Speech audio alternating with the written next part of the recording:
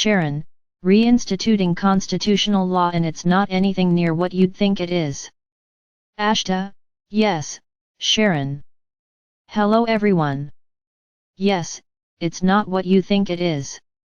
How can you understand constitutional law or the law of freedoms, universal laws, when you've never experienced it or have used it without realizing you were? The system that you work within, we have pointed out to you, is a financial system, and the entire point of it is monetary gain. If you're not rich, then assume you're one of the ones doing the giving, not the taking. The system is based upon exploitation of the people of Earth, particularly children. Now, what is happening on this earth right now, but particularly in America, is the reintroduction of constitutional law, which is based upon universal law. The gentleman in this video, 1, defines it very clearly, and I do recommend you listen to what he has to say. You have been incorporated from the very day you were born. You became an asset in the system. You have been bought and sold, traded for the very potential you have to make someone else rich.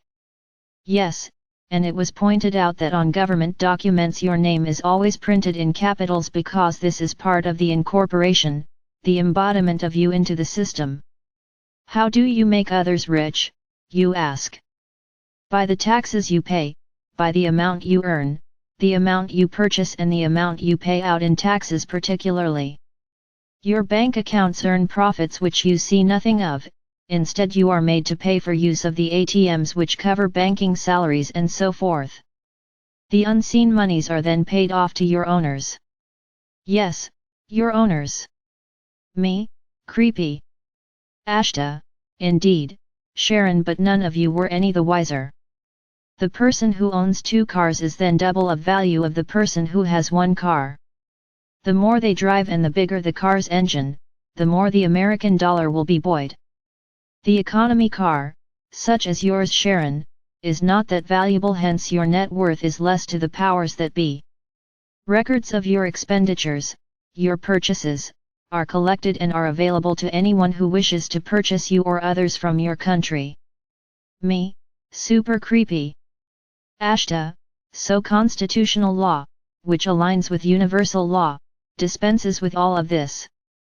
These laws recognize you as being a sovereign person and in charge of your own identity and your own life, your own possessions and so forth. It sees you as being self-responsible and responsible to others. Me? Yes, I keep saying there's freedom and responsibility, but few believe me. They mistake freedom for escapism.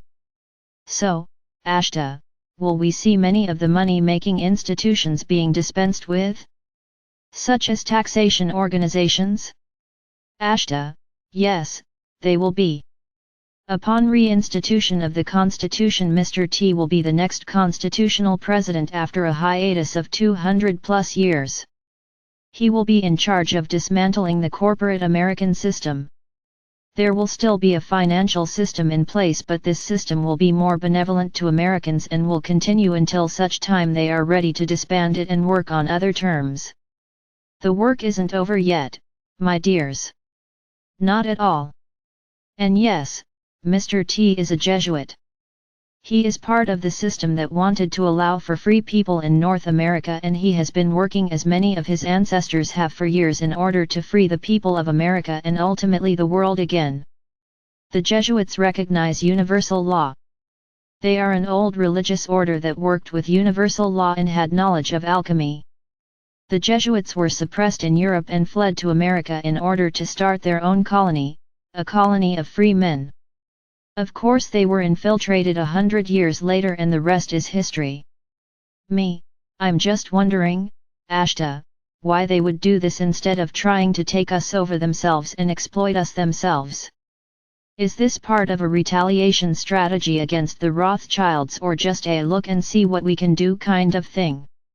Ashtar, they are people of a higher order, Sharon. They are the families of light that I have spoken of. To see their brethren restricted and exploited as they have has hurt them. Those who practice law of one as the Jesuits do understand that to free yourself all must be free as well. In the beginning, of course, they will still profit from the system at hand. The entire system will not be dissolved immediately. People will still go to work and moguls will continue to profit. However, there will be less suffering on the part of the people. Me? Aha! Thank you for that, Ashtar. I feel sorry for them having to fight for 200 years to practice Law of One openly on this planet. Nothing is lonelier than those who understand it, even rudimentarily, who are aggressively confronted by dualistic thinkers. As for the moguls still making money off of your sweat, folks, that system isn't going to disappear until we learn to live without money. Money is an institutionalized tool that holds a lower frequency. People in the galaxy don't use it because they're of higher frequency than financial systems are. However, the Jesuits are obviously not beyond profiting. They're not martyrs, they're still human. So it seems like they still want to make money and get rich, but in a system that's improved from the system we have now, correct? Ashtar, yes, that's correct. Rome wasn't built in a day, it's said. And of course, as the people grow, life on Earth will take on an ever-increasing freedom. As you come to understand more of what God's freedom is, the more you will embody it. Me, it seems counterintuitive to have a financial system where people go to work with governments that honor the Law of One, but you can't change everything in a flash. It will continue to change as people evolve and become more like their galactic brethren. Ashtar, you've been talking to Ivo, who tells you what life is like on your home planet, so you don't understand Law of One living as being possible with the dualistic system you're in now, the money-earning system, but then Earth has to transition, Sharon. What happens on Eltaron is not possible yet for most people on Earth. You have to change and evolve to that point. Remember, the people of Eltaron are millions of years ahead of Earth's consciousness now. As for you, you're making that shift and you remember life there as one of never having to carry a wallet.